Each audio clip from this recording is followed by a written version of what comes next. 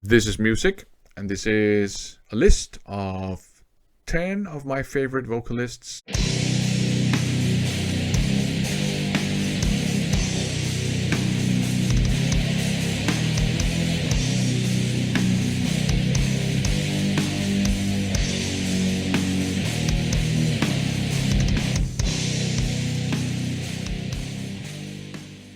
Welcome to another word salad video. In this video I'm going to share with you 10 of my favorite vocalists. This is not a top 10 list, it's not ranked or anything like that. These were just the 10 first ones that came to mind. I will organize it alphabetically, that's about it.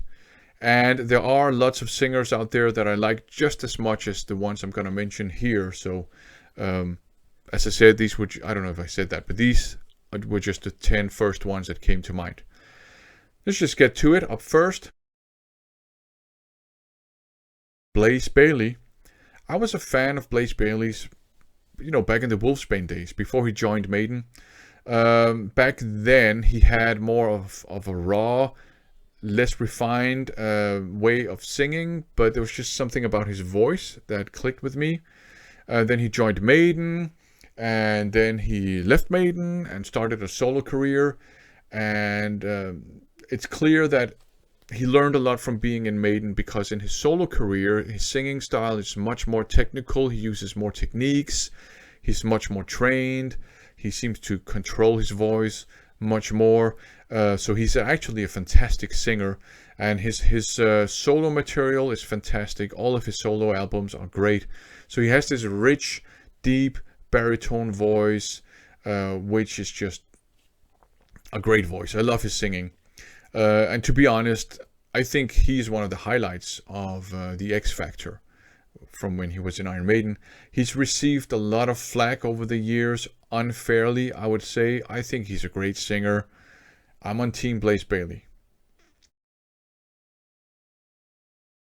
It's kind of like a twofer, because I don't have a preference, and I don't like saying I prefer this one over that one. So Bon Scott and Brian Johnson, they share a spot here. Bon Scott had almost like a bratty, provocative voice. He was not a refined singer, but he was unique. You could recognize him instantly. And he was just a perfect fit for AC/DC's style. Back then, he could scream, he could shout, he could sing, of course, and he also always did so in a way that was kind of like, a street brat or something like that. Great singer, Bon Scott, just a great frontman, lots of attitude as well, and a unique, iconic voice. Sadly, he passed away, was replaced with Brian Johnson, who had a completely different singing style, and that's kind of what I like. So Brian Johnson had more of a screechy singing style. And it's interesting, if you go back and hear his work with Geordie, he does that occasionally, but he also does a very soulful kind of, almost bluesy kind of singing. But with AC/DC, he opted for this kind of screechy, screaming kind of style. And again, unique, individual, instantly recognizable. There are other singers that kind of in that same neighborhood, like Udo Dirkschneider, for example. Same kind of approach to singing, also unique, also instantly identifiable. But Bon Scott, Brian Johnson, unique singers, both fantastic singers, both expressive singers, and they sound completely different from one another, and I love both of them equally much. Bon Scott, Brian Johnson. Bruce Dickinson, the air raid siren.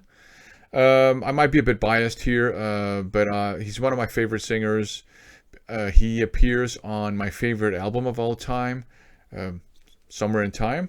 And on that album, that was the first time I heard this kind of heavy metal 80s kind of singing, with the soaring vocals, the big chorus lines, the epicness of it all. And of course, if you go back and listen to all his 80s material, you have the air raid siren, you have his screams, you can hear how great of a voice I think he has or had back then. and he has an instantly recognizable voice. He introduced a more raspy style of singing on not on Fear of the Dark, on No Prayer for the Dying, but he sort of continued along those lines on No Fear of the Dark. And I would say that it's originally, it was in his solo career that you could hear how versatile of a singer he actually was. But already back in the Samson days and the Speed days, you could hear there's something going on here. But it was in his solo career that he showed how versatile of a singer he actually was. And he brought some of that back when he rejoined Maiden. And I think he does a fantastic job on all the, post 2000 or post 99 albums of Maiden's that he's on.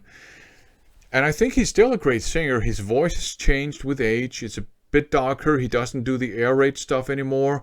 But he still has a fantastic set of pipes on him. And he still does those, big chorus lines just at a lower register. And I think he's received a lot of unfair criticism lately too by people saying that he can't sing anymore. Yeah, he can sing. And he's just as good a singer as he always was. He just has a different voice now. He does different things. He's aged. We all age. I mean, it's kind of unfair. And he's had cancer, throat cancer. And he can still sing. He still has a set of pipes.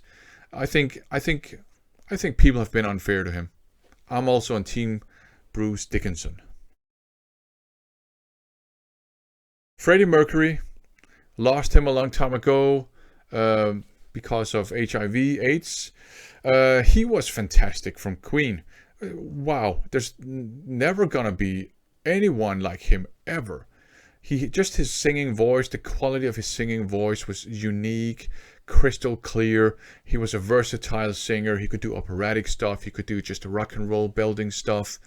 He was the voice of Queen. I know they've continued on with I think Adam Lambert, right?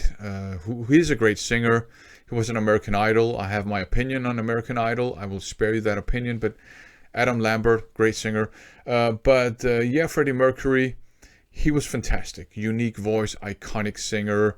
The vocal harmonies he would do with himself and that he would do with Brian May and the other guys in Queen.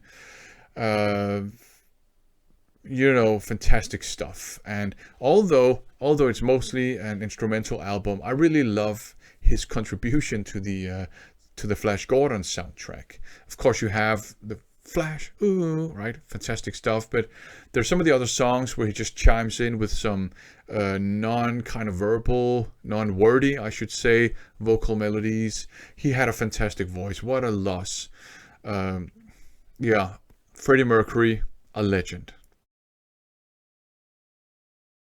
Geoff Tate, but a young Geoff Tate, when he was in Queensrÿche, right? The first handful of Queensrÿche albums up until and including, I would say, The Promised Land, on Here in the Now Frontier and upwards, and in his solo career, seems like he doesn't do as much as he did back then. Back then he had a very operatic singing style. He would hit high notes, he would use complex singing melodies, and he could also hit some really low bass notes, baritone as well, which you hear in a couple of songs on Empire, for example, which is a great album.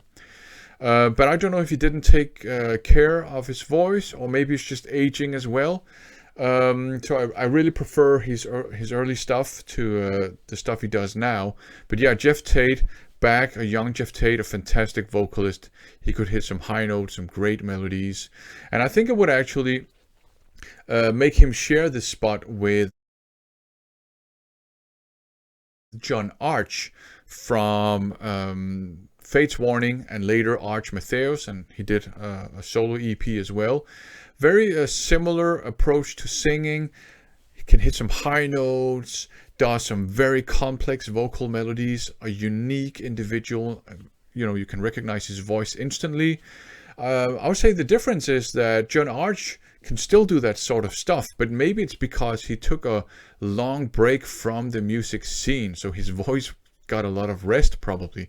So yeah, actually, a young Geoff Tate and John Arch, two fantastic vocalists from the universe of progressive metal. John Tardy, death metal vocalist, iconic death metal vocalist from Obituary.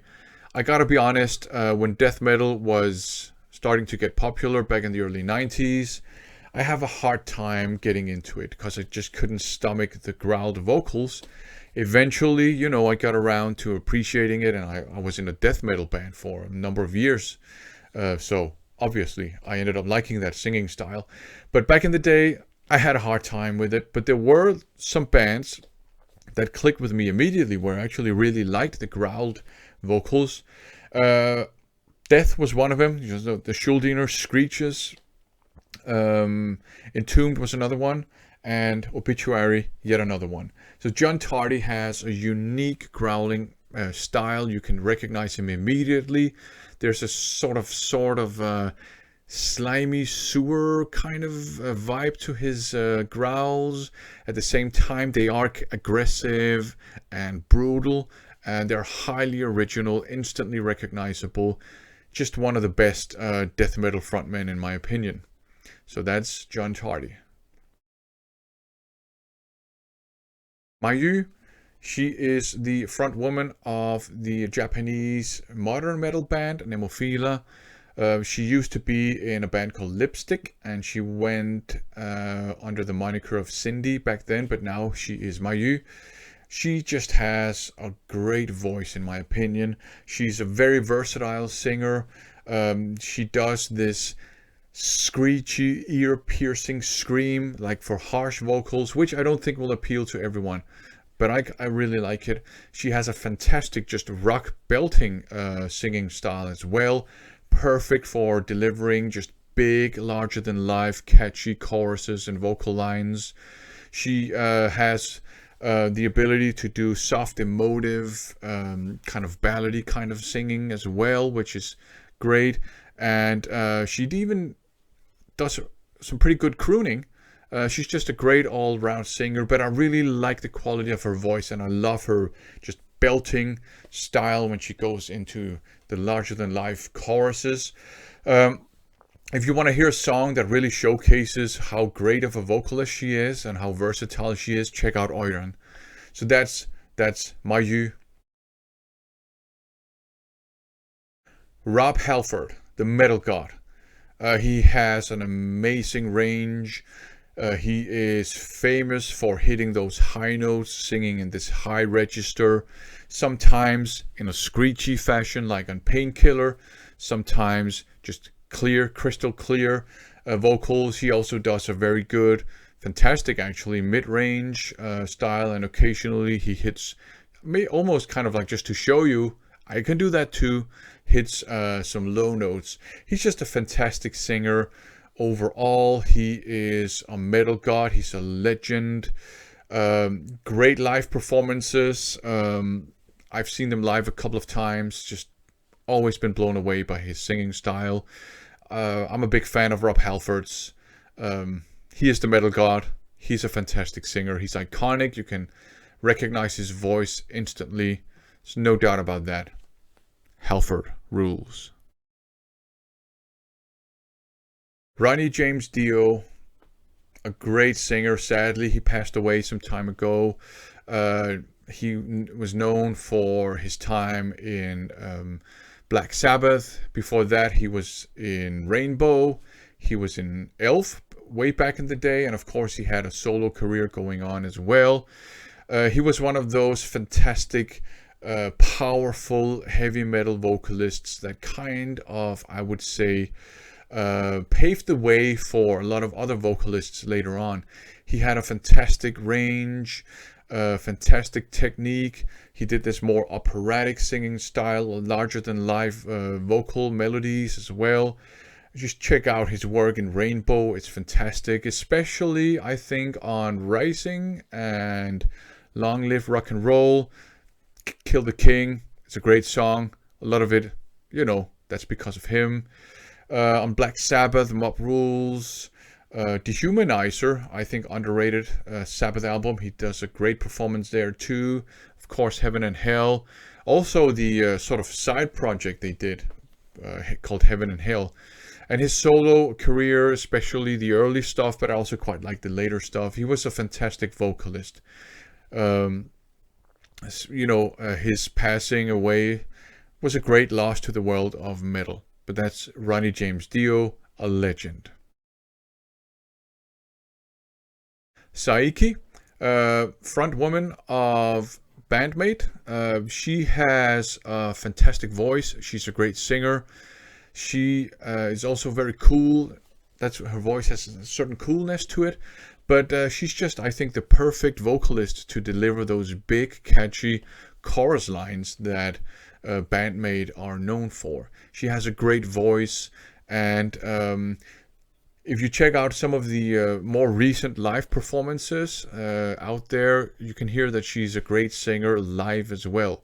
There are some earlier live performances that don't do her any favors because the production is horrible, so avoid those.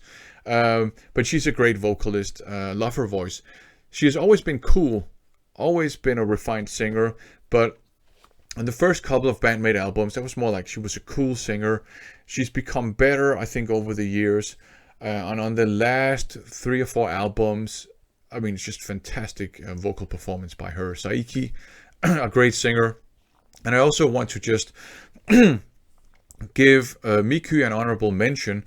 She's the rhythm guitarist. She does backing vocals, and occasionally she has a sort of a solo song. And her voice, she doesn't come across as a trained singer. Her voice is a bit raw, a bit volatile.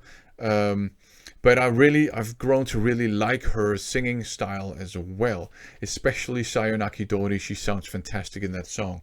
So just a shout out to Miku. But yeah, Saiki, fantastic hard rock vocalist. The perfect vocalist for Band-Maid. So this is my list of 10, and it ended up being, I think, 12 or 13 actually, of my favorite vocalists of all time. I have more favorite vocalists, of course. These were just the 10, ultimately 13 that I ended up thinking of first. Thanks for watching.